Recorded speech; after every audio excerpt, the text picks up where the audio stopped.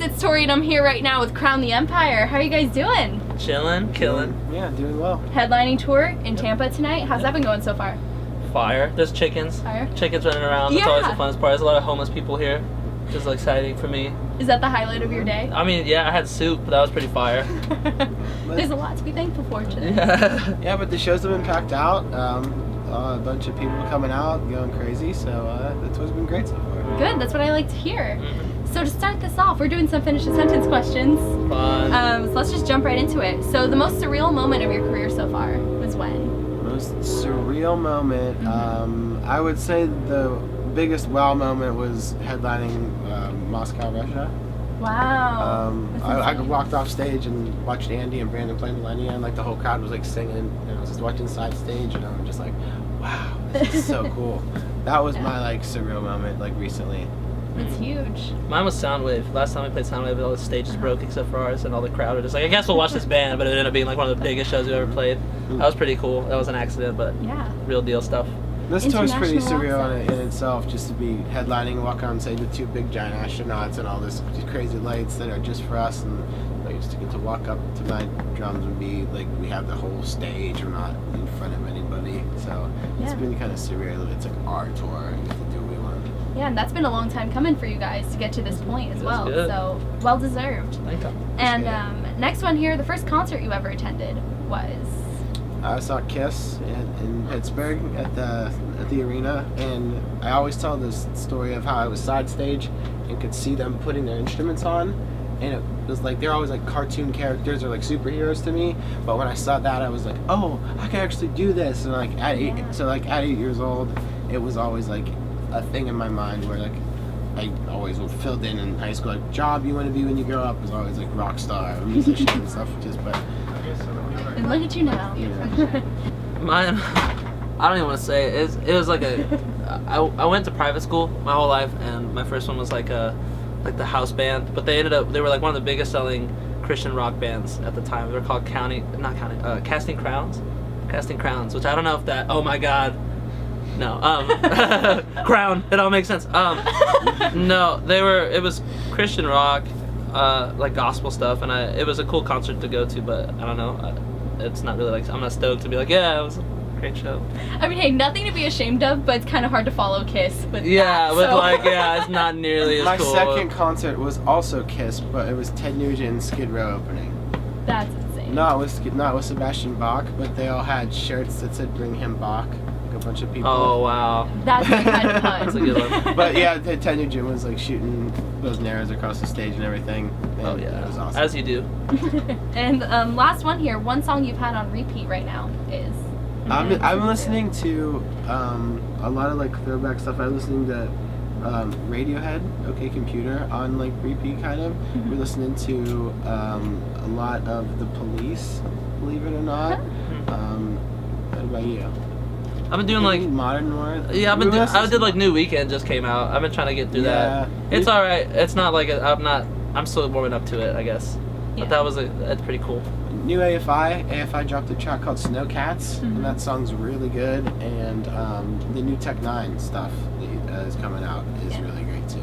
Those are some good picks, diverse picks as well. I was like, we were all over the place there, yeah. But hey, that's awesome. Yeah, you listen to a lot of different stuff. We're trying to broaden our horizons even more than what we did on the last album, so that's how you got to do it, right? Yep. Exactly. And so, speaking of new music from you guys, Retrograde is the album that's out now. Yep. And this sort of marks the end of a trend for you guys with the concept albums. You guys had very elaborate storylines in the last couple of albums, and this one, it's a little more, well, it's different. So what made you guys kind of want to drop the narratives and try a new writing style? It was just, I think when we were in like the brainstorming session for the new album, we more wanted to get away from, like you said, a really structured story and have loosely based, like more conceptualized stuff and themes, but still bringing in the theatrical influence or cinematic influences, and even bringing in still influences from, we talked about how the Resistance was influenced by like Elysium and post-apocalyptic movies.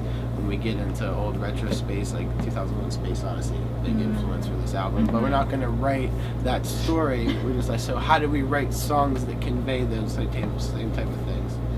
Yeah, writing about shit that's like not not a concept is so much cooler. Like writing about things you actually can relate to and things that we've actually felt and struggled with is way different than writing about like the bad guys coming to get this good guy. You gotta look out and fuck the bad guys. You know, That sounds just like I the mean, last album. and if you were to dumb it down and you really like, as far as the narratives really went, it was there was so our thought process behind writing all of it is completely different. It was such bullshit Yeah. compared to like where everything's coming from now. It just seems like a completely different level of like coming out of like being vulnerable and doing it.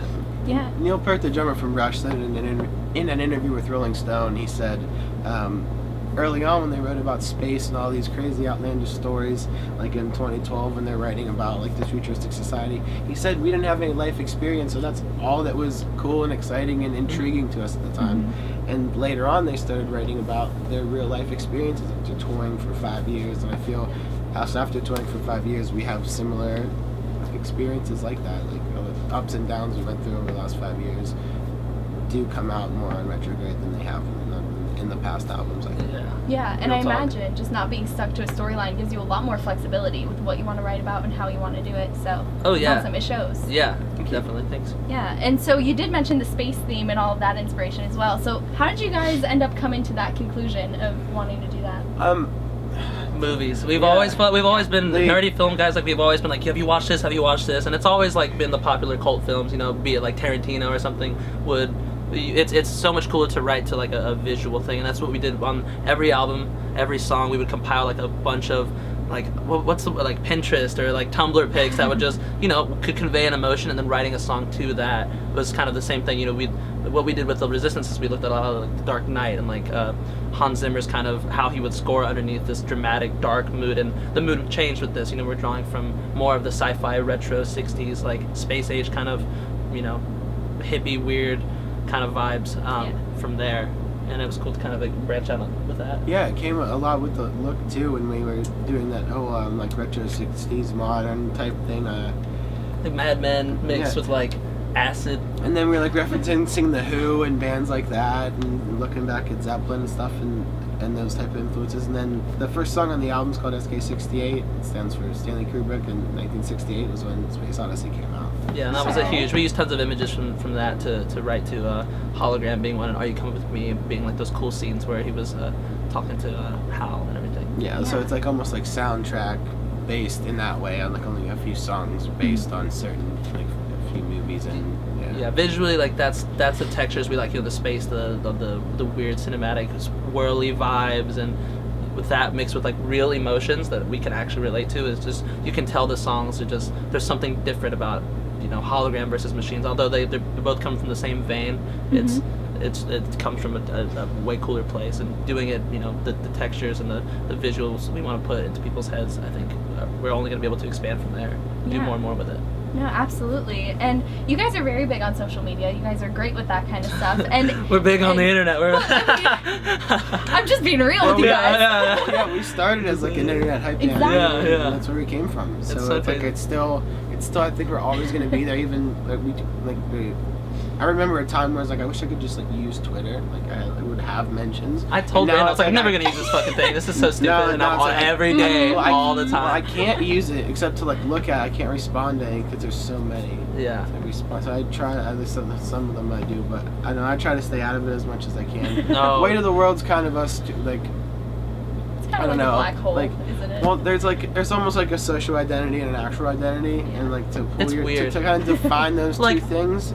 It's so It's weird. really important. It's so weird. I like to be funny on the internet. Like I only put stuff out that like a general group of people would be accepting to. But like nobody knows who I actually am. But the fact that people can like assume so many things about my actual life based off of what I put out on the internet is such a weird thing nowadays, and it matters to a lot of people. Yeah. And so it's weird. Like people will reference stuff and be like, "Oh, you're wasted all the time." I'm like, just because I tweet when I'm drunk doesn't mean I'm actually shit-faced hammer. Like a lot of it's just jokes, but it's social identity versus real identity thing is a weird blurry line sort of thing. No, so you guys have perfectly led me to my next question Oh, then, really? which, I mean, as much as social media is an awesome way for people to get to know you, there's so much false information and a whole lot of rumors. So what are the most common misconceptions about the band that you want to clear up? everything, songwriting, like labels. People think that labels are the devil still, as if they had no any idea how it works. You know, it's just people speculating on, you know, a band changing sound, for example, which bands want to change their music, and they always are going to be evolving if they're a good band, hopefully. And people are just like, this is different. Blame it on the money. Blame it on the you know, I don't know. I've seen some outlandish, like, crazy bullshit that people will come up with. Like, this is why they did this. It's actually pretty clear. It's like, not at all. What are you talking about? Oh, yeah. I've heard, like, well, there was some, like, fan that made an album cover that looked, like, kind of okay. When it was, like, and it was, like, it had, I don't want to, like, it had our old, it was, the album was originally called Mercury, and we changed it to Retrograde, and someone made a really, like, professional, high quality looking album cover that said Behind the Empire, our logo, and it was like Mercury with the cog around it. It said, and it got leaked, and people were like, that's the cover, 100%. And we all saw it, and we're like all just losing it because we had the Retrograde cover, the album name was changed, and we had it like all like it was like ready to hit the press, and like, but we didn't release it yet. So this guy was like 100% sure that was the cover. So funny. And then when we officially released the cover, he's like, wait, so this wasn't real? And all these people were like, this wasn't real? Like, no, bro, that was totally fake. Yeah. Yeah. So Nobody has moral any of the idea. story: if you don't hear it from them, Yeah, it's you know. It's literally made up. Yeah. Yeah, definitely. Yeah. And so this headlining tour is kind of coming to an end here. Yeah. 4 shows left, I want to say. Yeah. So what are the plans for after this? What's coming up? India, we just got vaccinated yesterday. Yeah, we're playing a show in India. There's this, was it Indigo Festival or something? Nude Indigo Festival in India. That's amazing. Randomly, Simple Plan headlined a couple years ago. It's like Oreo was a sponsor, Dell was a sponsor, so it's like a legit thing. It just came out of the blue. It just It's fell like into our I lap. guess it's like for our age group, it's like a big cultural festival over there. And like, there's some universities over there, and they just have it's like a 3-day. There's several events there, and the first day is a rock show, and we're headlining it. So Over there, super That's crazy. unreal. do it. Yeah, we had to Merry get- Christmas. I got typhoid and I got hepatitis A in this arm. Did you get tetanus? Did you get tetanus too?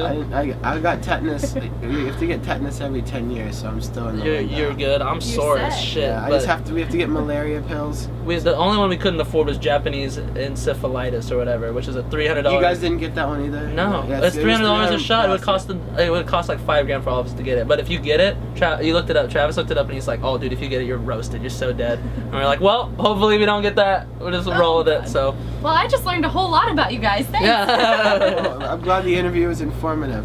Really was. Very in depth. Well, thank you guys so much for hanging out. Thank Always you. great talking Thanks for to you. having us, Tori. Yes, and everybody watching, pick up Retrograde if you haven't already. Subscribe for more interviews, and I'll catch you later. Bye.